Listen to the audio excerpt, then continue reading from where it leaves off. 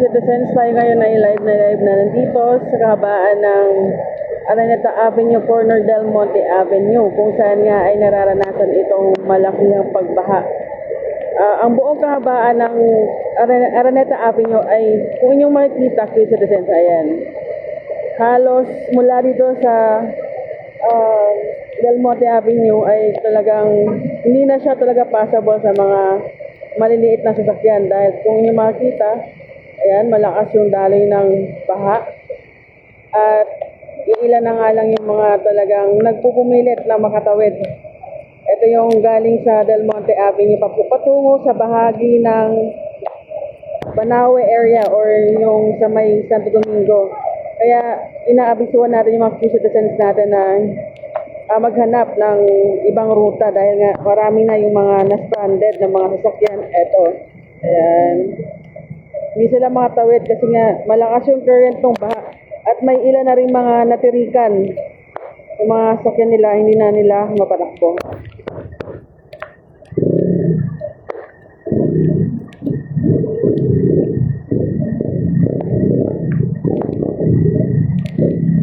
Medyo nababasa lang ng tubig yung camera natin pero pag-iba na update pa rin po, ayan, nagpapatuloy tayo sa live natin. So marami na rin sa mga commuters natin yung mga naglalakad na lang dahil nga yung mga sasakyan nila ay hindi na makatawid dito sa bahagi ng Araneta Avenue, corner Del Monte. So meron tayong isang tricycle, ayan. Survive naman si Kuya kahit na malalim. Yung level ng tubig baha dito sa bahaging ito sa Araneta Avenue, basa na yung camera natin. Corner Del Monte ay abot tuhod. Pero dahil nga malakas yung current ng tubig, talagang posible kang madala nung agos. Ito, kung mapapansin nyo to. Ayan, sobrang lakas yan, citizens. Malakas yan, yung agos na yan, ng tubig baha.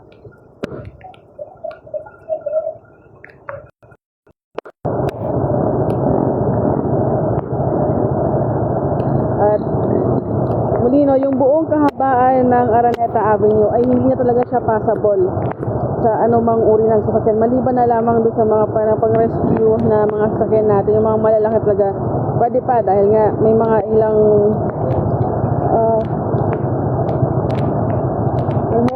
street na hindi naman ganun.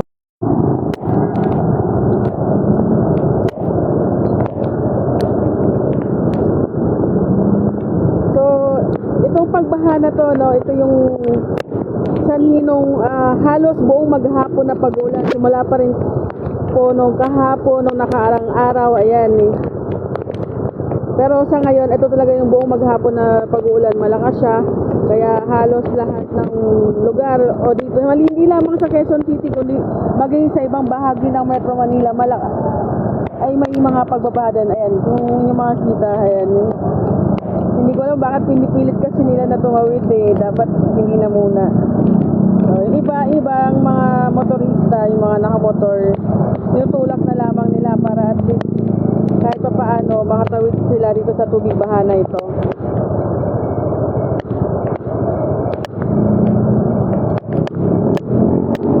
Sobrang lakas itong tubig baha na to, grabe.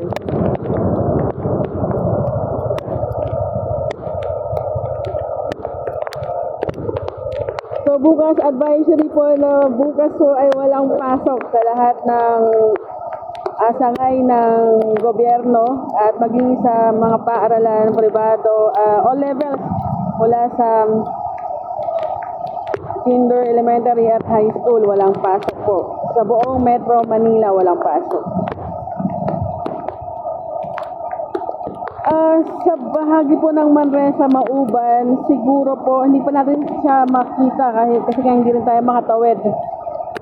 Sa nakikita natin sitwasyon, maaaring ganito rin po yung sitwasyon doon sa bahagi ng Manresa, Mauban. Posible po na hanggang tuhod din siya. At ayun nga, hindi natin masasabi kung hanggang kailan huhupa itong baha dahil nga hanggang sa ngayon po, yung citizens ay patuloy pa rin ang malakas sa pagbuhos ng ulan.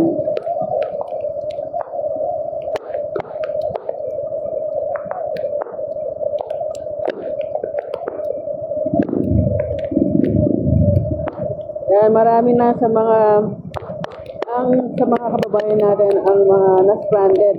Ayan, naghihintay sila na kahit pa paano humupa itong tubig ulan. Pero sa sitwasyon sa ngayon, kung inyong makikita, mas lumalakas itong current ng baha, itong daloy ng tubig baha ay mas lumalakas kumpara kanina.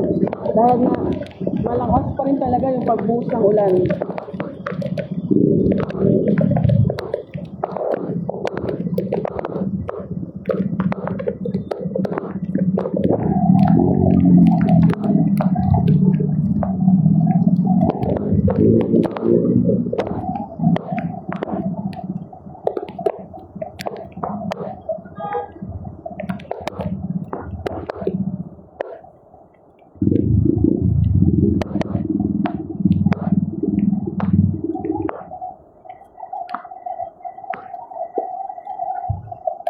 Kaya sa mga motorista natin na bumiyahe, iwasan na po natin itong bahagi ng Araneta Avenue.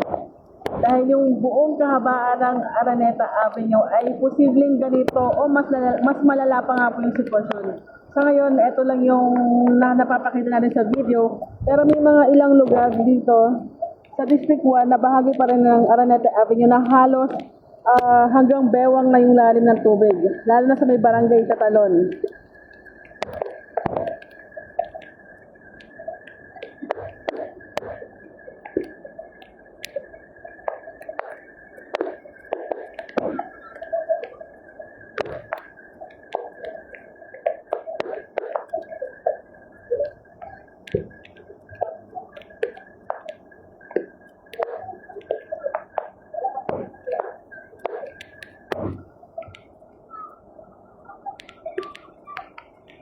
So, sa ngayon walang nagpupumanit at tumawid dahil nga malakas yung current ng tubig. At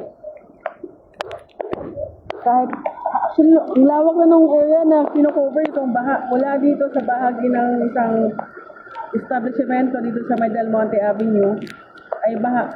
Ayan, malalim na yan dyan hanggang itong buong lane northeast at southwest lane ng Araneta Avenue po ay sobrang baha na talaga. Yan, yung ilan sa mga kababayan natin tumatawid. So, ayun nga, pinagtulungan na makatawid kahit paano. Yung mga motor nila maitawid para makauwi na sila. Kasi medyo lumalalim na yung gabi.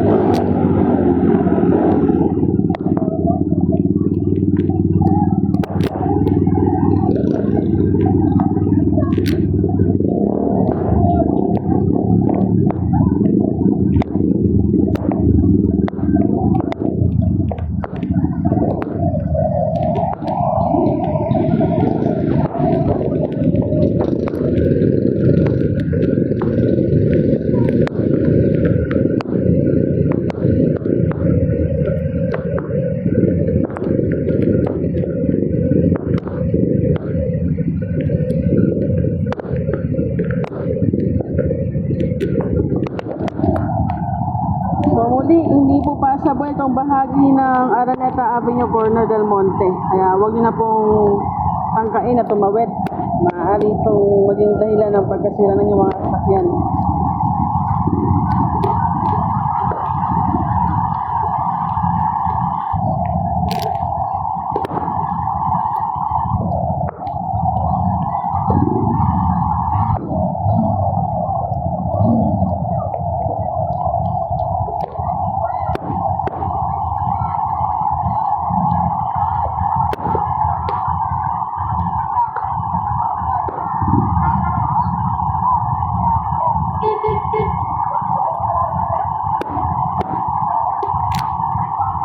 Sa ngayon po, wala pa po tayong complete update sa bahagi ng Barangay Pasong Tamo.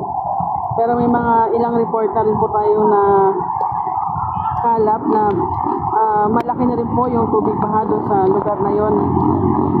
At may mga ilan na nga po na nanghihingi ng rescue.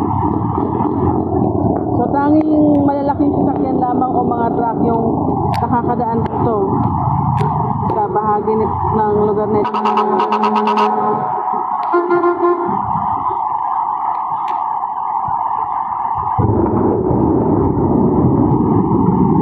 Del Monte po, Frisco, passable po sa bahagi po ng Roosevelt Avenue at Del Monte. Passable po doon. Hindi na, medyo mataas po yung lugar na yon, kaya hindi siya talagang masyadong binabaha.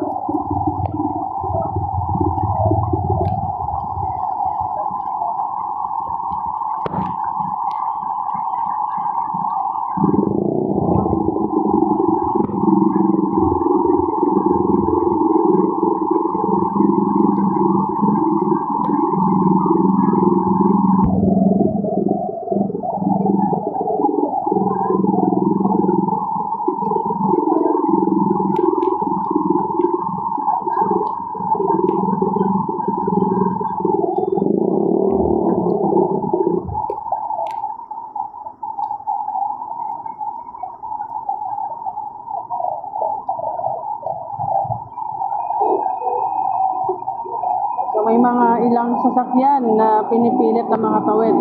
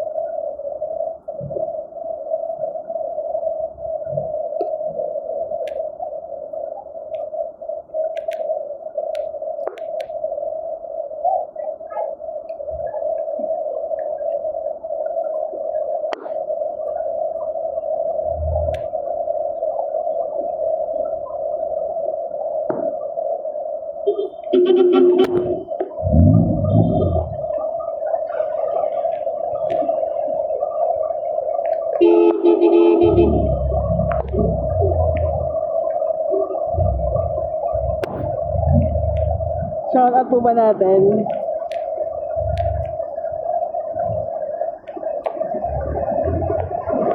Naggusto na rin po siyang Wild River. Yan, malakas yung alon.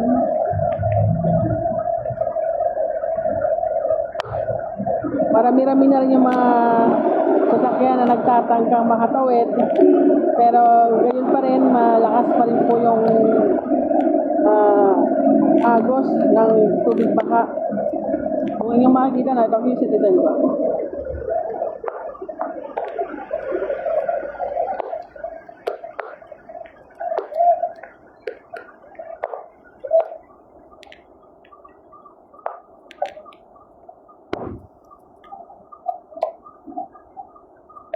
Ngayon po ay nasa red alert level na po tayo ng pag-ulan. Ito yung hindi kinakailangan na mas maging maingat po tayo. Kung may mga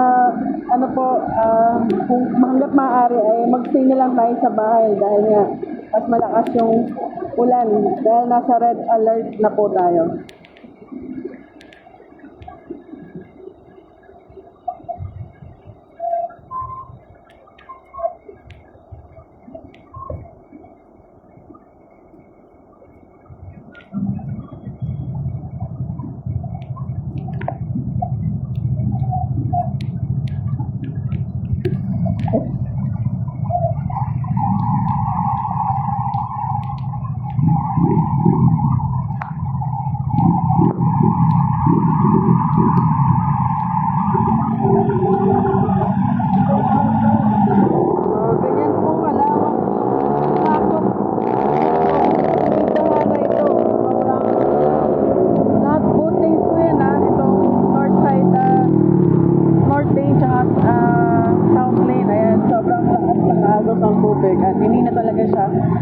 available para sa mga maliliit na sasakyan.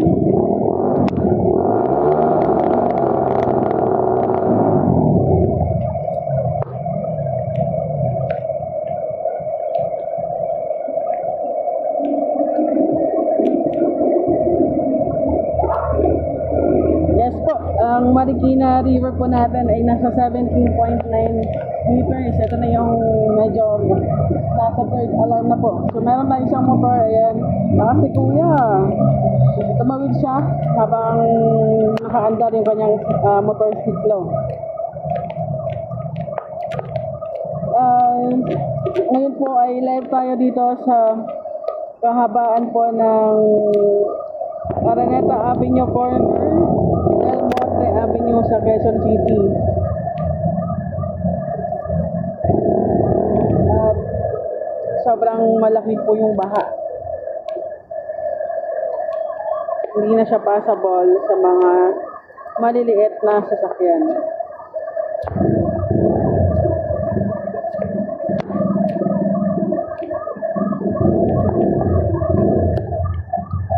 So muli po, update lang po tayo. Tomorrow or bukas po ay walang pasok sa lahat ng antas ng sa school at sa mga sangay ng government or sa mga government offices, wala rin pong pasok. Ito ay sa Metro Manila at sa mga ibang lugar po dito sa Luzon.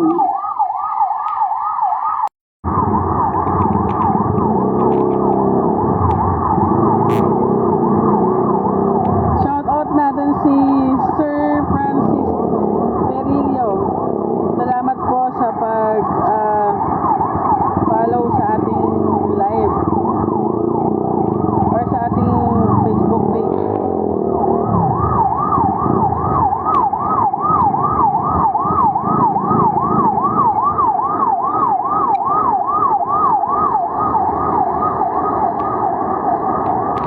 Malakas pa rin po yung ulan, no? Hindi pa rin humihinto.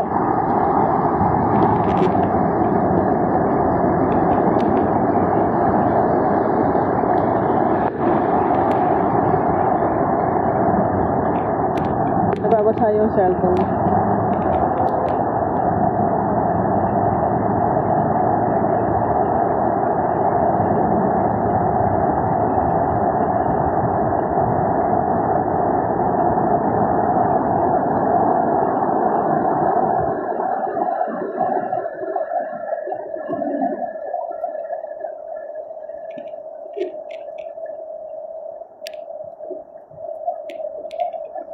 Lakas itong Innova na to. Feeling ko, itong Innova na sasakyan is parang maganda siya para sa sa baha. Nakailang Innova na rin yung dumaan na nakita natin na nakatawid naman successful na nakatawid.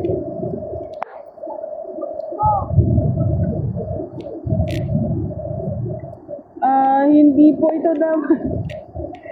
So hindi po ito dam. May nabasa tayong comment. Hindi po ito dam. Ito po ay main road or kalye dito sa Quezon City. Ito yung tinatawag na Araneta Avenue. At nasa mismong bahagi tayo ng Del Monte Avenue, corner Del Monte. Ayan.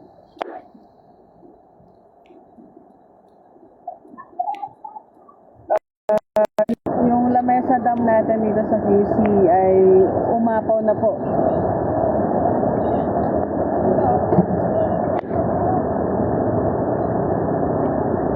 Sisikapin natin tingnan yung Araneta Avenue, corner Quezon Ave. Mamaya, buwan natin mag-live po doon. So, ito lang yung update natin dito sa may bahagi ng Araneta Avenue, corner Del Monte Avenue. So, subukan natin pumunta sa ibang street na karugtong pa rin itong corner, Araneta Avenue na to. So, ayun lang po na muli sa mga citizens natin na bumabiyahe. Iwasan po natin itong bahagi ng Araneta Avenue dahil nga sobrang lalim ng tubig baha. At hindi lang yun hindi lang basta malalim. Talagang malakas din yung current ng baha na pwede kayong matangay. Katulad nito, malakas yan. Ayan, kung hindi tayo mag-ingat ay maaari tayong matangay. So, yung level muli, Hanggang tuhod yung lalim nitong tubig baha na ito. Hanggang tuhod po. So may tricycle tayong nakita. Sana makatawid siya.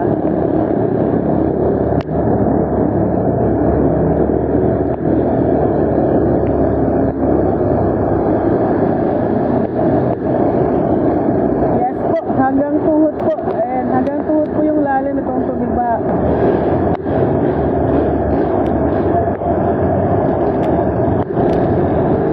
Pero mukhang hindi alintanin to mga sa mga tumatawid, parang hindi nila, wala silang care. Tumatawid sila kahit sobrang lalim, saka malakas yung current ng tubig.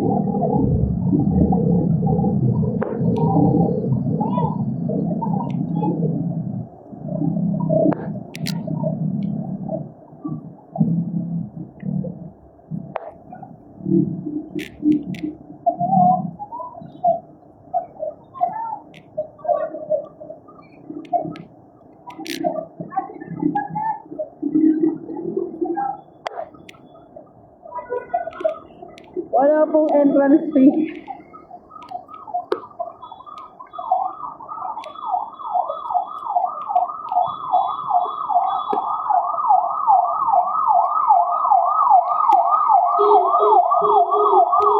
So, ito lang po yung update natin. Subukan natin pumunta sa ibang lugar.